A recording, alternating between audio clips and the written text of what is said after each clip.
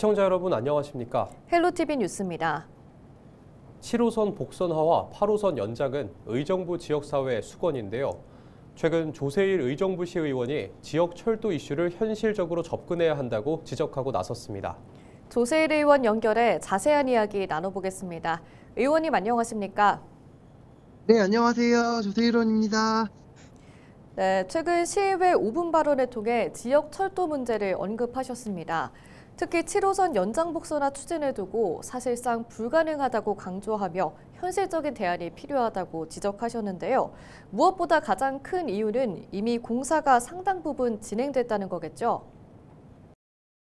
지금 7호선의 복선화에 대한 제가 불가능에 대해서 좀 얘기를 했습니다. 그 이유는요, 현재 공정률이 50% 이상이고요. 양주시에서 계속 빠르게 추진하고 있는 사업입니다. 먼저 복선화를 하려면 양주시와 협의하고 공사를 중단시키고 다시 실시 설계를 변경해야 하고 복선화 노선을 새로 만들 경우 다시 예타를 받아야 하는 행정 절차가 있습니다. 이렇듯 공정률과 여러 가지 행정 절차를 본다면 복선화는 불가능할 것이라고 생각합니다. 그래서 의정부시는 현실적인 면에서 단선화에 대한 안전성의 대안을 마련하고 300억의 운영비가 들어가는 7호선 전철에 대해서 의정부 시민들이 편리하고 안전하게 이용할 수 있는 대책을 마련해달라고 요청했습니다. 네, 8호선 의정부 연장도 지역의 핵심 이슈인데요. 의정부시도 8호선 연장을 5차 국가철도망 구축 계획에 반영하는 것을 올해 중점 추진 과제로 꼽고 있습니다. 이를 위해 제언을 해주신다면요. 네, 의정부시가 현재 용역 결과로 발표한 별내 별가람, 고3 밀라기 지구 어룡역, 의정부역 시팝시로가 BC 0.67가 정책적 타당성 값으로는 5차 국가철도망 구축 계획 반영이 힘들 것으로 예상합니다. 그래서 본 의원이 제안한 것은요, 8호선 노선의 선로를 최대한 짧게 반영하여 선로만 지나가고 역사를 추후 만드는 것을 고려하여 BC 타당성을 제고할 것과 8호선을 고산지구까지라도 끌어오게 하고 김동연 지사가 계획하고 포천까지 가는 GTX G 노선에 밀락역을 신설하는 것도 고민해 보시기 바라고 8호선과 GTX G 노선을 선로 공용으로 하는 것 등도 용역을 통해 다양한 방법을 제시하고 시민들에게 현실성 있는 대안을 도출해 줄 것을 제안하였습니다.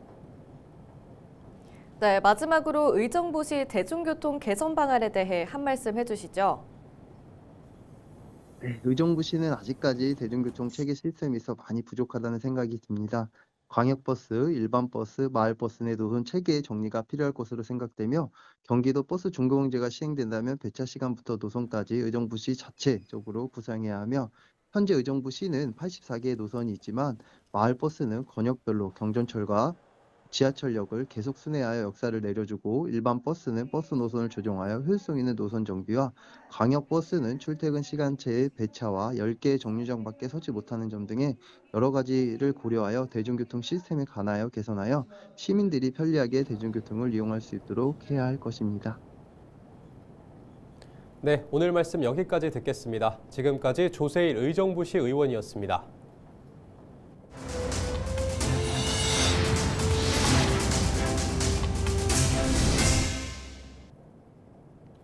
양주 회천 신도시 첫 신설 학교인 푸른샘 초등학교와 유치원이 오는 3월 개교를 앞두고 20일 개방됐습니다. 지역 학부모와 학생들에게 교육 환경과 시설을 미리 둘러볼 수 있도록 개방의 날 행사를 가진 건데요. 현장을 찾은 학부모들은 걱정이 많았는데 생활 공간을 직접 확인하니 안심이 된다는 반응을 보였습니다. 푸른샘 초등학교는 일반 22개 학급, 특수 2개 학급 등 24개 학급이, 푸른샘 유치원은 일반 12학급, 특수 3개 학급 등 15개 학급이 운영될 예정입니다. 법무부가 연천군을 외국인 계절근로 운영 우수지자체로 선정했습니다. 우수지자체로 선정되면 지역 농가당 고용할 수 있는 근로자가 2명씩 늘어나는데요. 외국인 계절근로자 역시 입증 서류가 면제돼 비자 발급에 소요되는 시간과 비용을 절감할 수 있습니다. 연천군은 올해 102개 농가에 354명의 외국인 계절 근로자를 배치할 예정입니다. 포천시가 교육발전 중장기 기본계획 연구용역 착수보고회를 열고 연구 방향과 실행 전략 논의에 돌입했습니다. 포천시는 이번 연구를 바탕으로 단계적 맞춤 정책을 실행해 학생과 학부모가 만족할 수 있는 환경을 조성해 나갈 계획입니다. 경인 전철을 지하화하는 사업이 정부 우선순위에서 밀려났습니다. 정부는 지난 19일 정부 서울청사에서 열린 민생경제점검회의에서 부산과 대전, 안산을 철도 지하화 선도사업 대상지로 발표했습니다. 경인선은 이번 우선 추진 대상에서 빠졌습니다. 이번에 결정된 3개 지역이 재원 조달과 사업 시행 방안 등에 대한 협의가 완료됐지만 경인선은 그렇지 않은 상황입니다. 인천시와 경기도는 지난해 10월 경인전철, 인천역 온수역 구간에 대한 지하화 선도사업 제안서를 국토교통부에 제출했습니다. 그러나 서울시가 구로역, 오류역 구간을 선도사업지로 선정하면서 3개 지자체가 엮이는 상황이 됐습니다. 이에 국토교통부는 노선이 긴 경인전철과 서울 1호선의 경우 사업 시행 방안에 대한 논의가 더 필요하고 공사기간 동안에 철도 운영 방안까지 추가 논의해야 한다는 이유를 든 것으로 알려지고 있습니다. 한편 철도 지하화 사업은 도심권을 가로지르는 지상철로를 지하화하고 기존 부지는 주거 상업시설 등으로 개발하는 사업입니다. 정부가 19일 발표한 철도 지하화 선도 사업에서 경인전철이 빠진 것과 관련해 인천시는 서울과 경기, 인천 지자체 간 협의가 더 필요한 것일 뿐 12월 발표 예정인 국토부 철도 지하화 종합계획에 경인전철이 반영될 것이라고 밝혔습니다. 인천시는 경인 경부선 등 장거리 노선이 2개 이상의 지자체에 걸쳐 있어 사업 구간과 사업비에 대해 관련 지자체와 국토부 간 추가 협의가 필요하다고 설명했습니다. 또 국토부가 TF를 구성해 구체적인 추진 방안을 조속히 마련할 예정이며 오는 12월 국토부 종합계획에 반영되면 사업 시행 시기가 크게 달라지지 않을 것이라고 덧붙였습니다. 인천시가 인천 앞바다 3곳에 대규모 해상풍력단지를 조성하는 사업을 본격화합니다.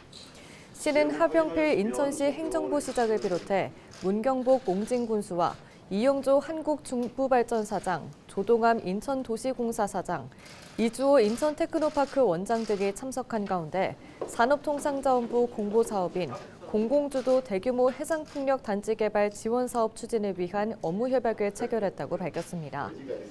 이들 기관은 협약을 통해 지방자치단체 주도의 주민수용성, 환경성 확보, 지역사회 개발 이익 공유 등을 기반으로 한 해상풍력 발전단지를 조성할 계획입니다. 이번 사업에는 국비 21억 7,500만 원, 시비 8억 7천만 원, 한국중부발전 48억 원, 인천도시공사 2억 원을 합쳐 모두 80억 4,500만 원의 사업비가 투입됩니다. 이번 협약에 참여한 기관들은 내년 말까지 적합입지로 발굴된 3개 해역에 대해 인허가 저촉 여부 조사와 지역 수용성 조사 확보 등 사업 추진과 관련한 사전 타당성 등을 검토할 예정입니다. 김진경 경기도의회 의장이 김동연 경기도지사에게 도의회와의 소통과 협치를 촉구했습니다. 김진경 의장은 지난 19일 발표한 성명서에서 여야 도의원들이 제안한 각종 협의체 등을 언급하며 위태로운 민생 앞에서 도의회 여야는 한 목소리로 여와 야, 경기도가 머리를 맞댈 소통과 협력의 장을 강조했다고 밝혔습니다. 김 의장은 하지만 지난 일주일간 경기도로부터 돌아온 답은 일반 통행식 도정 운영의 속도감만 커진 불통의 벽이었다고 비판했습니다.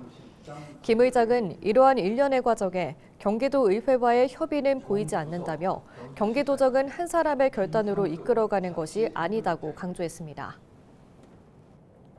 경기도의 통합 교통 플랫폼 똑타가 누적 다운로드 100만 건을 넘었습니다. 똑타는 수요 응답형 버스, 택시, 공유 모빌리티, 대중교통 정보 등 6가지 교통 서비스를 이용할 수 있는 어플리케이션입니다. 똑타의 대표 서비스인 똑버스는 승객 호출에 실시간으로 대응하는 콜버스 형태의 맞춤형 대중교통입니다. 현재 경기도 16개 시군에서 226대가 운행 중입니다. 경기교통공사는 올해 최적 경로 탐색, 통합 결제 기능을 강화하고 서비스 규모를 확장할 계획입니다. 명동 일대에서 비밀 매장을 운영하며 위조 상품을 팔아 수억 원의 부당이익을 편취한 일당이 서울시에 적발됐습니다. 서울시 민생사법경찰국은 명동 일대에서 외국인을 대상으로 위조 상품을 판매한 업주 A씨 등 2명을 형사 입건했다고 밝혔습니다. A씨 등은 단속을 피하기 위해 영업장에는 정상적인 상품을 진열하고 비밀 매장에 명품 시계와 가방 등 위조 상품을 진열해 판매한 것으로 드러났습니다. 경찰 조사 결과 이들은 지난 1년간 2억 5천만 원의 위조 상품을 팔아 1억 5천만 원의 부당이득을 편취한 것으로 밝혀졌습니다. 경찰은 위조 상품 1,200점, 시가 38억 2천만 원 상당을 압수하고 추가 범죄 수익이 있는지 조사하고 있습니다. 서울시가 25개 자치구와 함께 부동산 불법행위 점검에 나섭니다. 이번 점검은 이른바 깡통전세 우려 지역이나 입주를 앞둔 대단지 아파트 주변 부동산 중개사무소를 우선으로 이뤄집니다. 무자격 무등록 불법 중개나 인터넷 중개 대상물 표시 광고 위반 행위, 집값 담합이나 허위 매물도 단속 대상입니다. 한편 지난해 서울시에 적발된 부동산 불법 행위는 3,500건으로 이 가운데 1,300건이 행정처분을 받았으며 92건은 고발 조치됐습니다.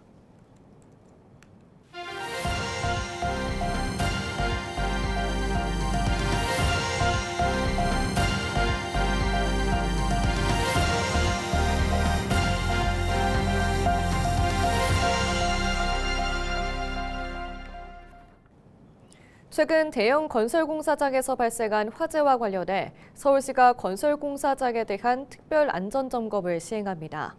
다음 달 28일까지 추진되는 이번 점검에서는 규정 위반 여부와 안전보호시설 준수 여부, 지하 매설물 파손 여부와 안전보호구 착용 등을 조사하게 됩니다. 점검에서 발견된 경미한 사항은 현장에서 시정 조치되고 중대한 사항은 공사 중지와 행정처분 등의 조치가 취해집니다. 서울시는 건설공사장에서 발생할 수 있는 각종 사고 예방을 위해 반복 점검은 물론 안전 취약 시기에 특별 안전 점검을 추진하기로 했습니다. 앞으로 인천 원외재판부에 형사와 행정사건도 함께 운영됩니다. 인천지방법원은 오는 24일부터 인천지법 청사에 있는 서울고등법원 인천 원외재판부에 형사와 행정사건을 담당하는 재판부 2개가 설치 운영된다고 밝혔습니다. 이를 위해 지난해 5월 인천지법 별관을 준공하고 법정과 사무공간 등을 확보해 이들 재판부를 증설하기 위한 준비를 해왔다고 인천지법 측은 설명했습니다. 새로 설치된 재판부엔 부장판사 2명과 배석판사 4명 등이 배치됐습니다. 서울고법 인천 원외재판부는 지난 2019년 설치됐으나 민사와 가사 합의부 항소심 사건만 담당해왔습니다. 이번 재판부 증설로 인천에서 서울까지 항소심 형사 행정재판을 받으러 가야 했던 당사자들의 불편이 해소될 것으로 기대되고 있습니다. 다만 이번 형사 행정재판부 설치 이전에 제기된 항소 항고 사건은 인천재판부가 아닌 서울고법에서 재판이 진행됩니다. 인천시 교육청이 특수교육에 이어 유치원을 비롯해 초중 고교 교육 환경을 개선하기 위한 전담기구를 마련합니다. 시교육청은 오는 3월 학교 현장 지원 강화 전담기구를 구성할 방침이라고 밝혔습니다. 이는 교사들이 교육 활동에 집중할 수 있는 환경을 만드는 데 목적을 두고 있습니다. 이 전담기구에는 교원단체와 전문가 등이 참여합니다. 시교육청은 설문조사와 공청회 등을 진행해 올해 상반기 안에 개선 과제를 도출해 발표한다는 계획입니다. 또 교원을 대상으로 한 심리 지원 강화와 학생 안전 확보 방안 등도 전담기구에서 다뤄질 예정입니다. 김포시가 코레일 관광개발과 함께 DMZ 지역 관광지를 위주로 여행하는 이른바 광복 80호 DMZ 평화열차 운행을 다음 달 1일 시작합니다. 이번 관광상품은 코레일에서 운영 중인 열차 노선에 연계해 외국인이 가장 가보고 싶어하는 여행지로 꼽힌 DMZ 일대 관광지를 소개하는 방식입니다. DMZ 평화열차 김포 코스는 애기봉 평화생태공원, 민통선 농촌복합문화체험관, 해안철책길 등을 중심으로 한 체험형 투어로 구성됐습니다. 또 군복을 입어보거나 외국에서 인기 있는 한국 인기 드라마를 간접적으로 체험해 볼 수 있는 이벤트도 마련했다고 김포시는 설명했습니다. 이상으로 뉴스를 마칩니다. 시청해주신 여러분 고맙습니다.